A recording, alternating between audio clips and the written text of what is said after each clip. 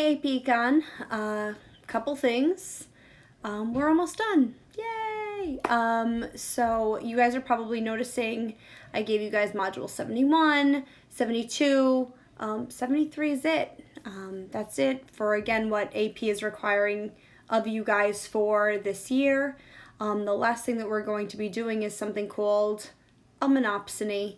So if you guys remember, a monopoly was like this. A monopsony is going to be like this. Monopoly, monopsony, monopoly, monopsony. So that's kind of the whole idea. Again, I had some great ideas of things I was going to do with you guys, where I was going to have you guys like doing, I don't even know, a boomerang. I have all these ridiculous ideas, but I feel like they're a little displaced, given the current state of events right now. But you know, who knows? Maybe some of you would be into doing that. So you guys are going to see that a monopsony is essentially having a monopoly over a resource. In this case, we're going to do a monopoly over the resource of labor. So that's going to be what we're going to be focusing on for this. And you guys are going to see all of the similarities between, again, a monopoly and a monopsony. A monopoly is dominating, or essentially one firm taking over the entire product market, where a monopsony is one firm taking over the entire resource market. There being only, one hospital, there being only one big, store. Again, I'm sure you guys have heard, like, the Walmart phenomenon, where everyone works at Walmart. In some cases, again, not necessarily in New York State, but maybe, down south or in the Midwest, that there are situations like this. I also did a Google Meet on Thursday at 4. It is completely optional. I will not be upset.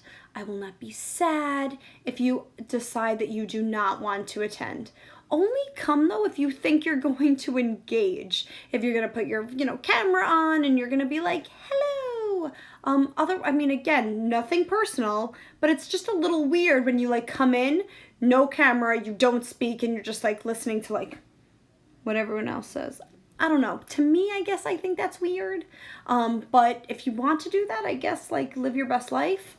But again, I'm going to just do an optional. It's at 4 o'clock on Thursday. If you want to check in and just say hey, what's up? And tell me what's going on in your life. Tell me something you're doing. Tell me cool shows I should be watching. Anything like that. I guess to me that's kind of what it's for. It's kind of like a hey, how are you? Because you guys know that I miss you, and I miss being with you guys and talking to you and hearing all your ridiculous stories and stuff like that. So, I've got some stories, I guess. I don't know. I don't know if they're worth listening to at this point.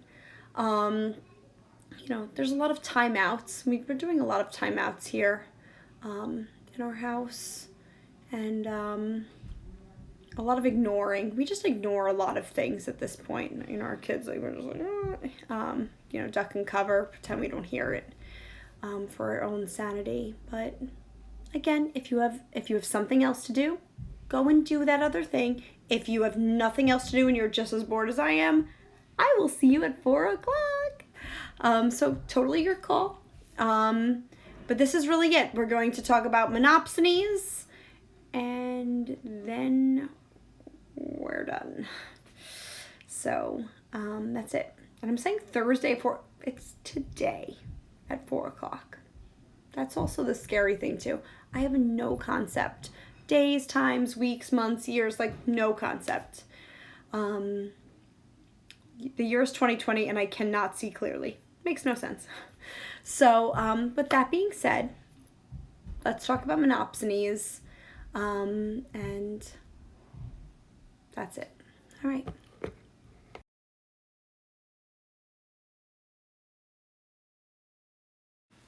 Okay, so here are your notes for a monopsony. We've got to go and talk about its characteristics, and just, again, as we spoke about for monopolies, instead of one firm producing a specialized product or a unique product, it's one firm that's hiring workers. The firm is large enough to manipulate the market. Workers are relatively immobile. The firm is a wage maker.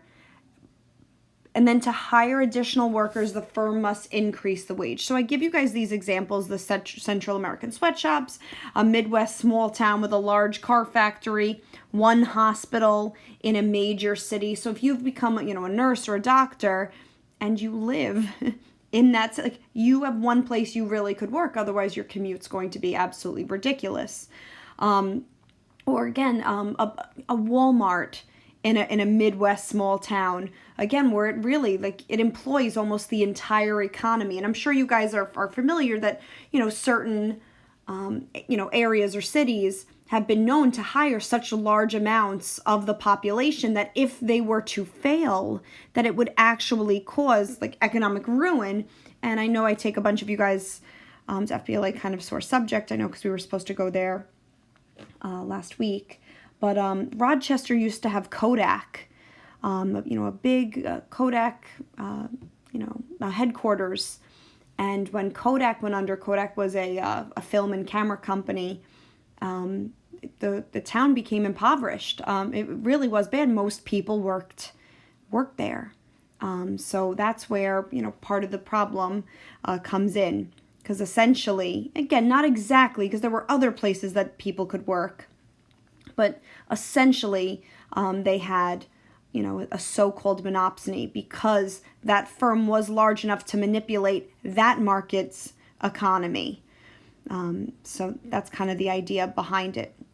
So what you guys are going to see, very similar to a monopoly, where in a monopoly, the marginal revenue didn't equal demand. We are going to see some similarities where, again, we're going to see that our MRC is not going to equal supply. So we said that a monopsony is big enough to manipulate the market.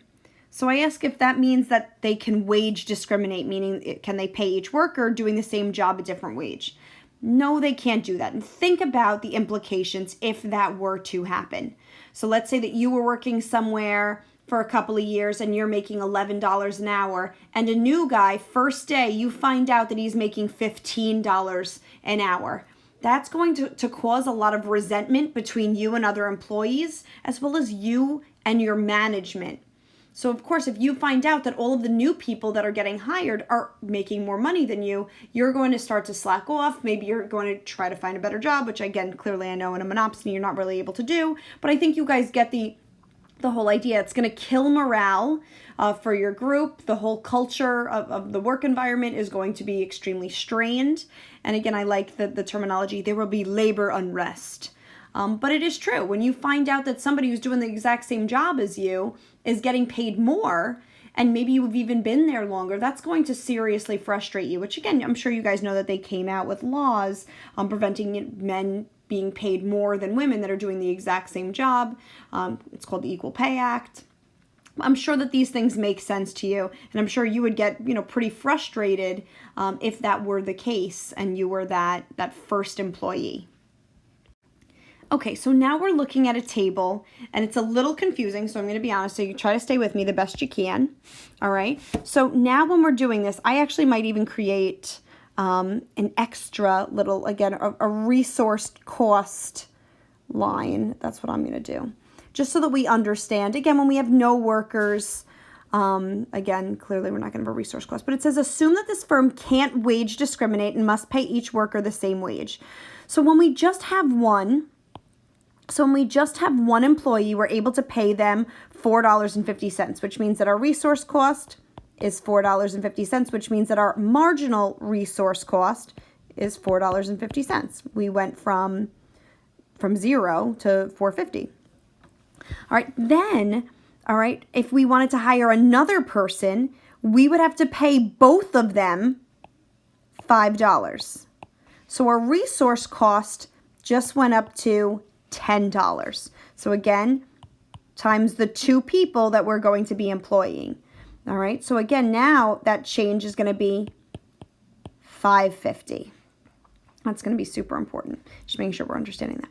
All right, then we're going to move on to the next one. All right, and then we're going to employ 3 people, but now in order to hire that additional worker, we need to pay them $5.50. So we're going to do the $5.50 times 3, and then that's $16.50. So again, that's going to be a change of $6.50. Then in order to hire a 4th worker, we're going to have to pay them more.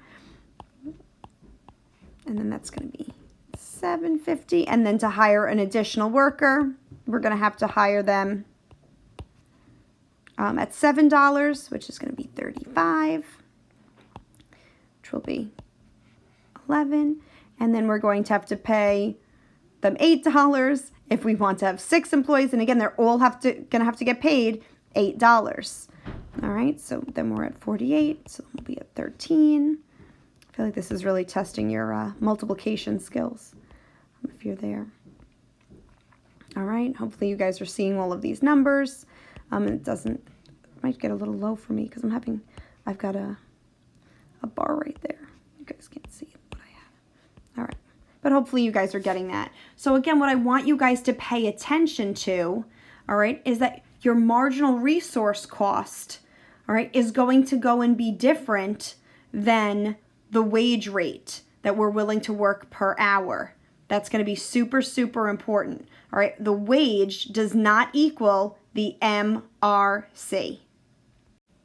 So I gave you this blank one so that you guys could write it in, and then when you see mine, you're going to be able to actually draw it in. I don't know why. I'm telling you, I'm obsessed with graphs. I don't know what to tell you.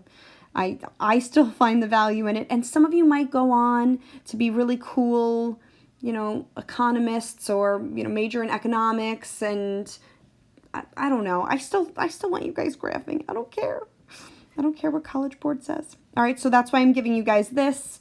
And then I'm going to do it with you guys on the next slide. So this is what you guys will essentially take a picture of for today and send to me so that I can see the difference between a monopoly and a monopsony. Okay, so we're looking at 2 graphs now, one for a monopoly and one for a monopsony. So if you guys remember, I had you guys send me really beautiful gangsta pictures of yourselves showing me your monopoly gang signs. So just in case you guys forgot, we knew, and I'm going to go and label it, this was our monopoly, and its MR, again, was there. Again, if you remembered it as Mr. D, that's fine. Again, and you guys did that downward peace sign, piece of 8 times down. I don't know. I've got lots of weird things going through my head whenever I do this. And then we remember that this would be the quantity that we would produce, but this would be the price we would charge. That's going to be some important things too. And then again, we know that this equals our MC. All right, our marginal cost. All right, AKA our supply.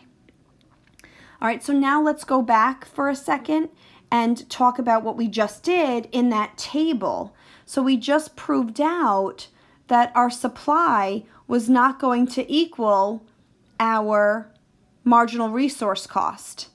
So again, what we're going to see is that this is going to be the supply of labor. This will be the demand for labor. And our supply does not equal our marginal resource cost, right? And again, remember that our demand equals our marginal revenue product. I know there's a lot of super confusing terminology here. Just making sure that we're all following along. So continuing on, this is where things get super unique because we know that we are going to produce as a monopsonist, and maybe I'm actually also going to label that. That might be helpful for some of you. A monopsony and a monopoly, just so that you guys can see. Now I feel like I don't even know what I'm doing. Now I'm just having fun. No having fun in economics. Okay, so we're going to produce where MRC equals MRP. So again, we see that that's right here, but that's not where we're going to, that's not what we're going to pay them. We're going to hire that many workers. So that's going to be the quantity of labor. That's going to tell us how much we are going to hire. but we're going to pay them a much lower rate where that line hits the supply curve. So again, you go to to find the quantity, you go where MR equals MC, then you go down to the supply curve to find out the wage, all right, the price of labor essentially, if that makes sense. All right, the wage, just so that you guys are understanding. And again, a monopsonist, we're going to say, hires too few and charges and pays too little. That's the scenario, right? Kind of like that a monopolist charges too much and then produces too little.